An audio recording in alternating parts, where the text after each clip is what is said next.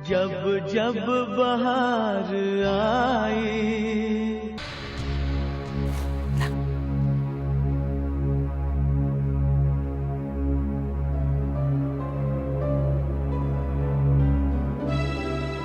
देख काम्या, जो मनीष ने तेरे साथ किया है, अगर मैं तेरी जगह होती ना तो मैं भी उसे यही सजा देती। तूने बिल्कुल सही फैसला लिया है,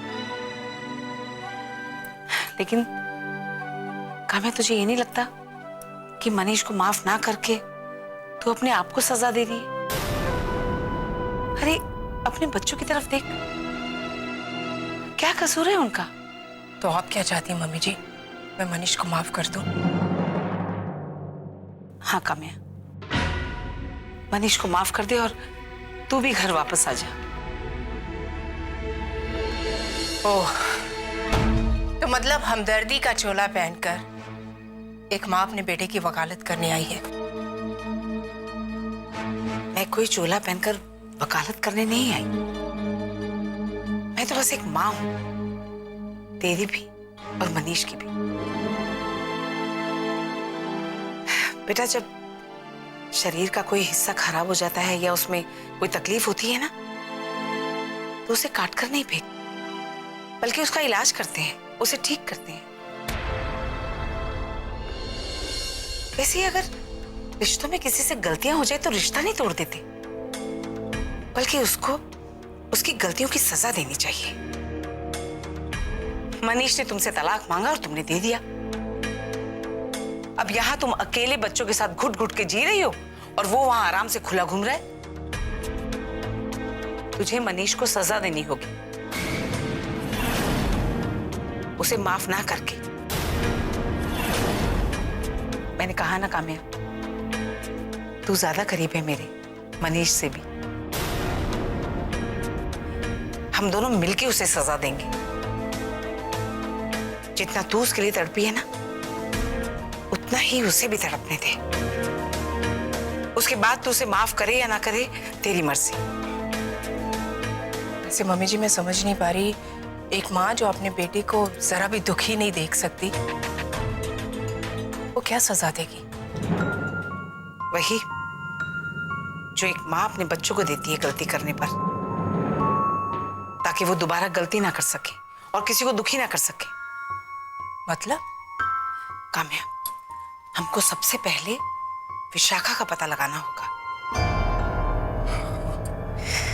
मुझे तो लगा था कि आप कोई बड़ी बात करने वाली हैं, लेकिन आप भी वही विशाखा को लेकर बैठ गई, जिससे आपका बेटा। विशाखा के कारण तेरी हंसती खेलती जिंदगी बर्बाद हो गई। तेरा पति तुझसे दूर हो गया, एक मां से उसका बेटा छिन गया। कम ऑन मम्मी जी, मैंने कभी उसकी शक्ल नहीं देखी। वो कहाँ रहती है, क्या करती है, मुझे कुछ नहीं पता। काम्या, विशाखा इंडिया आ चुकी है।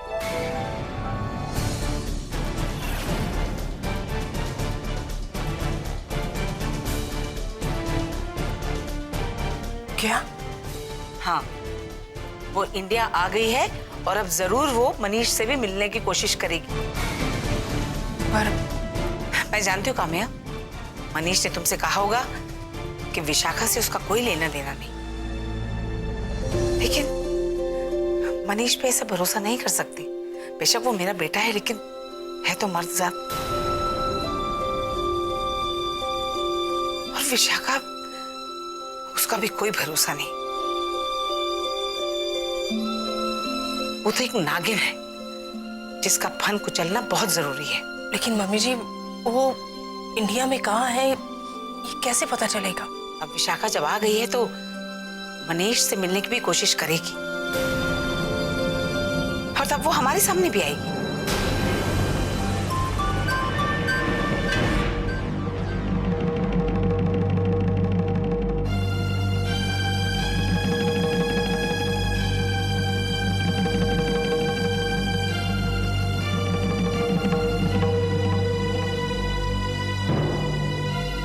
बस हमें उस दिन का इंतजार करना होगा।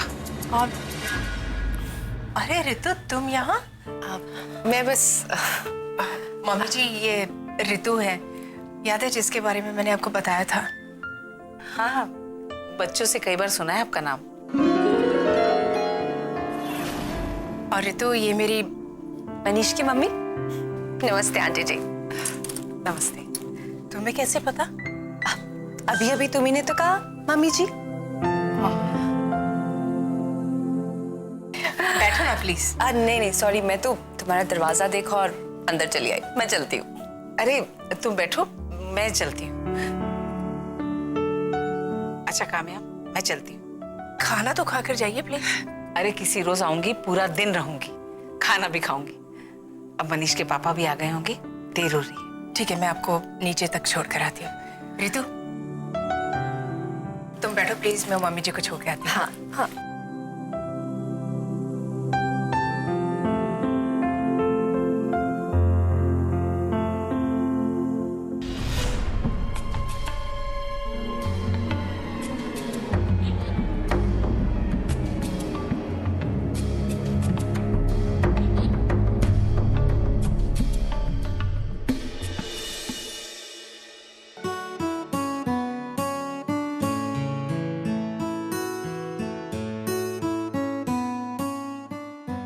सुची, आप? क्यों, क्या हुआ? नहीं नहीं कुछ नहीं हुआ, बस ऐसे ही। ये क्या है? अरे कुछ नहीं, आज मैं मार्केट गया था, वहां गर्मा गर्म समोसे तले जा रहे थे। मुझे लगा बहुत दिनों से तुम्हारे लिए कुछ लेके नहीं गया, इसलिए भूख लगी हुई ना तुमको। हाँ तो क्या है?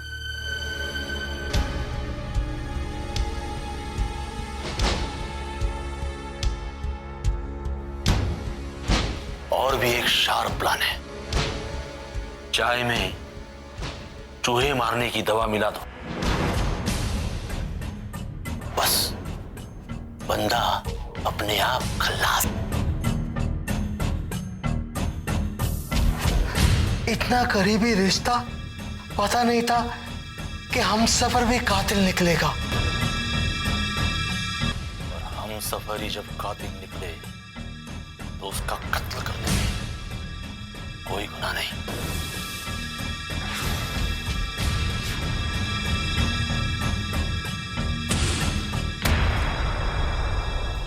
लो खा लो। नहीं, मुझे नहीं खाना, मेरा पेट भरा हुआ है।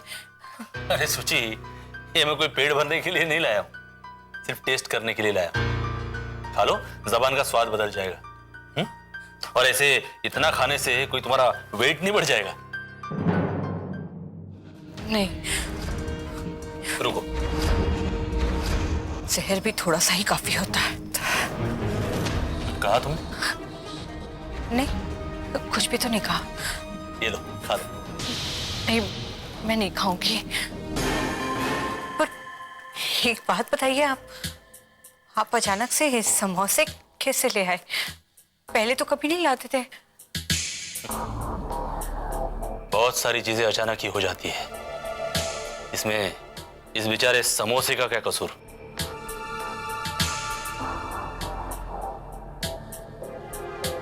लो खाओ। वो लाल चटनी में क्या है? इमली। अच्छा, और वो हरे वाले में? पुदीना। क्यों? तुम तो इस तरह से सवाल जवाब कर रहे हो जैसे मैंने इस चटनी में जहर मिला दिया। खा लो। मुझे नहीं खाने समोसे, मुझे वो पुदीना और ये। अरे यार, मैं जितना बात को संभालने की कोशिश करता हूं, तुम बात को उतना ही कॉम्प्लिकेटेड क्यों बना देती हो? लो समोसा खाना हो तो खाओ और मामला खत्म करो। खत्म करो? क्या खत्म करो? अरे मैं तुम्हें कितनी बार बता चुका हूं, मुझे तुमसे कोई प्रॉब्लम नहीं है। मुझे प्रॉब्लम है तो सिर्फ उस सुकेश से। हाँ, तुम्हारा उसके साथ रिश्ता था, बड़ा। अब तुम मेरी बीवी हो। अब मुझे कोई प्रॉब्लम नहीं है, खाओ। मैंने कहा ना, मैं नहीं खाऊंगी। मैं बाद में खा लूंगी, मैं कपड़े बदल के खा लूंगी। हाँ? क्यों? कपड़े बदलने के बाद इस समोसे में से चाउमीन बन जाएगा? मैं बाद में पक्का खा लूंगी। ओह, समझा। ये तुम्हारे आशिक सुकेश का हाथ नहीं है, इसलिए तुम्हें नहीं खाना है। हाँ, बार बार एक ही बात को लेकर क्यों जलील करते हैं मुझे? हाँ, क्यों? बख्श दीजिए मुझे, बख्श दीजिए। तुम कितनी भी कोशिश कर लो, मेरी हाथ की रेखाओं में खून तो लिखा है।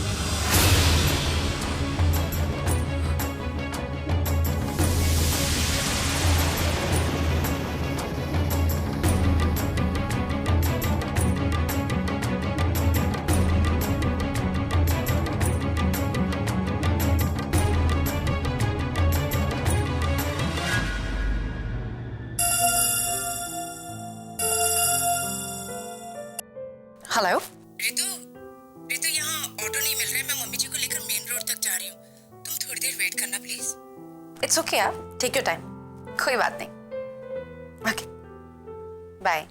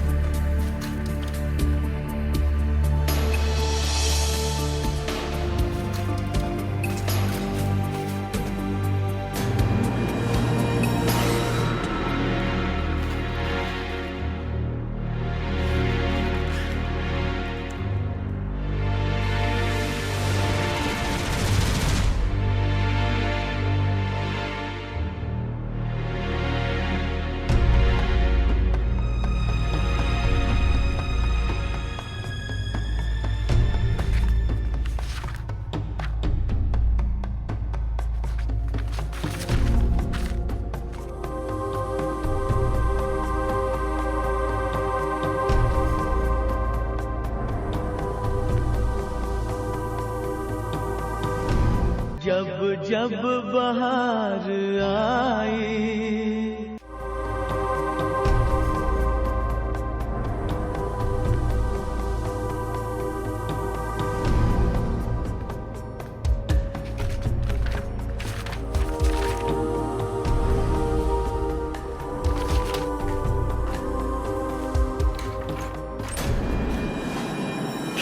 अरे रितु, तुम यहाँ?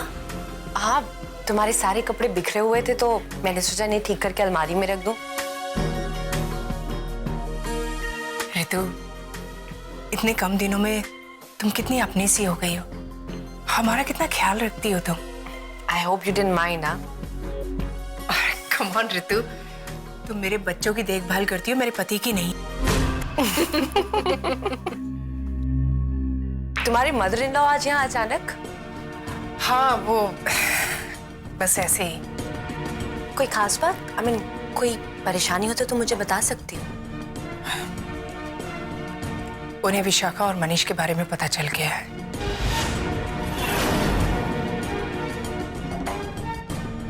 क्या पता चल गया? यही कि वो इंडिया आई हुई है और वो मनीष से मिलने की कोशिश जरूर करेगी, क्योंकि मनीष भी इसी शहर में है। तुमने तो कहा था कि अब मनीष और विशाखा का कोई लेना देना नहीं है। हाँ, मनीष ने कहा तो ऐसे ही था। अगर मम्मी जी की बात सही हुई तो विशाखा से मेरी मुलाकात जल्द से जल्द होगी। क्या बात करोगे उससे? जिंदगी बर्बाद करने वालों से सवाल नहीं पूछे जाते, उनसे बदला लिया जाता है।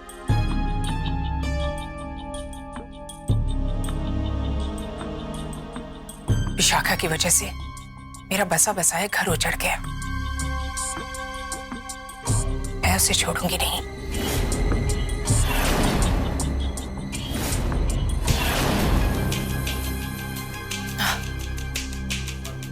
पहचानोगी कैसे उसे?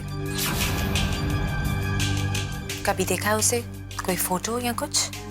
उसकी वजह से मेरे और मनीष के रिश्ते में दरार आ गई। हमारी हंसती खेलती जिंदगी उजड़ गई।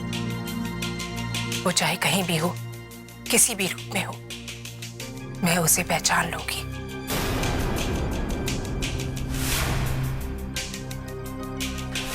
आई विश कि तुम्हारी दिल की मुराद पूरी हो, तुम्हारी जिंदगी में सुकून और खुशियां वापस आए। खामिया, मैं सच में दुआ करूंगी कि तुम्हारी मुलाकात विशाखा से जरूर हो और जल्दी। पर एक बात का ध्यान रखना, जितनी कसूरवार विशाखा है उतना ही कसूर मनीष का भी है।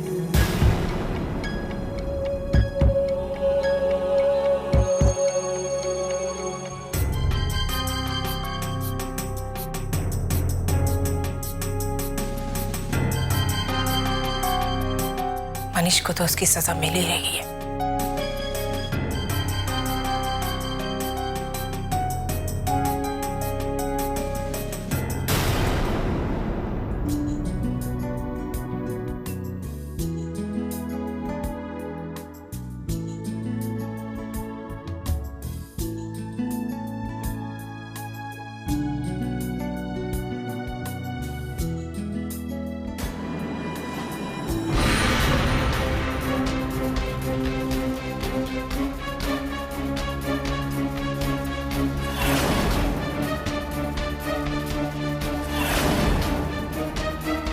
जब जब बहार आई,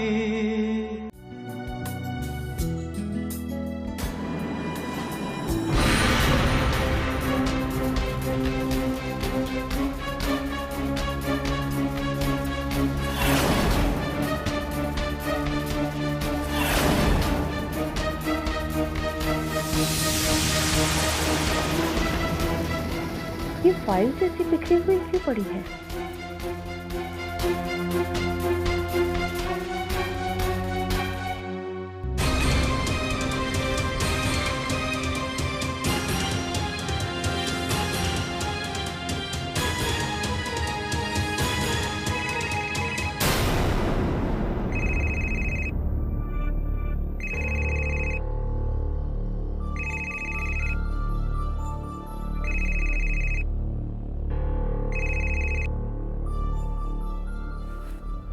हेलो।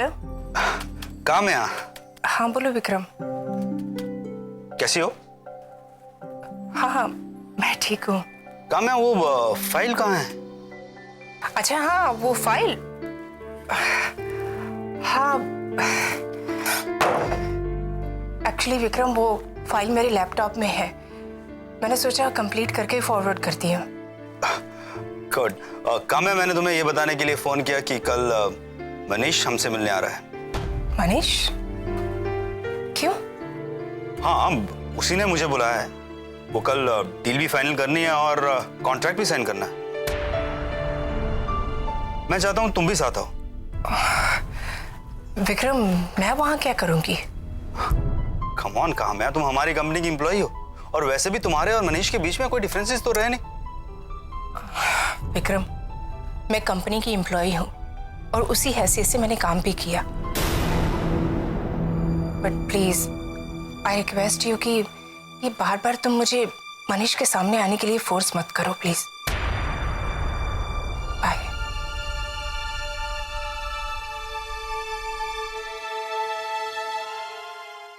ये मियाँ बीबी के मूड्स अप डाउन होते रहते हैं, लेकिन इनके मूड के चक्कर में कहीं मेरा नुकसान ना हो जाए। कुछ तो करना पड़ेगा विक्रम।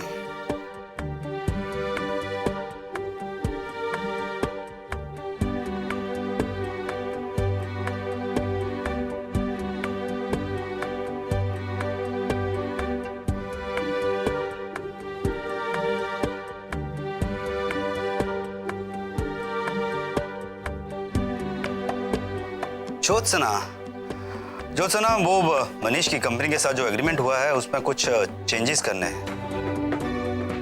हाँ, लेकिन इन चेंजेस के बारे में काम्या को पता नहीं चलना चाहिए। काम्या मनीष का नाम सुनकर बहुत डिस्टर्ब हो जाती है, परेशान हो जाती है। मैं नहीं चाहता कि उसे परेशान करें। Good, okay, bye.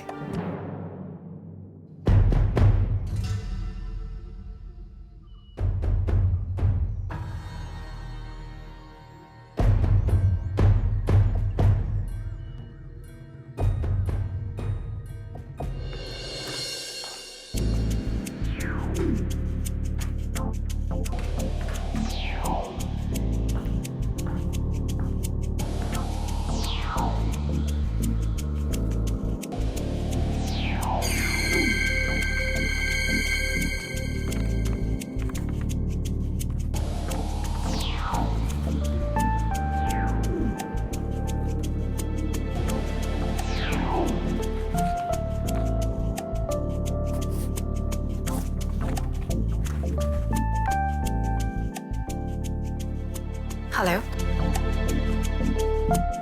हाँ, मैंने अपना काम कर दिया है। मनीष और काम्या के डिवोर्स पेपर्स मेरे पास हैं। काम्या की कॉपी। मुझे लग रहा है मैं सही जा रही हूँ और बहुत जल्द हमें अपनी मंजिल मिल जाएगी।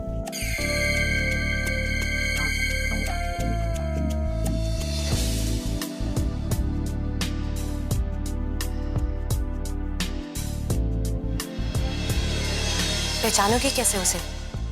वो चाहे कहीं भी हो, किसी भी रूप में हो, मैं उसे पहचान लूंगी।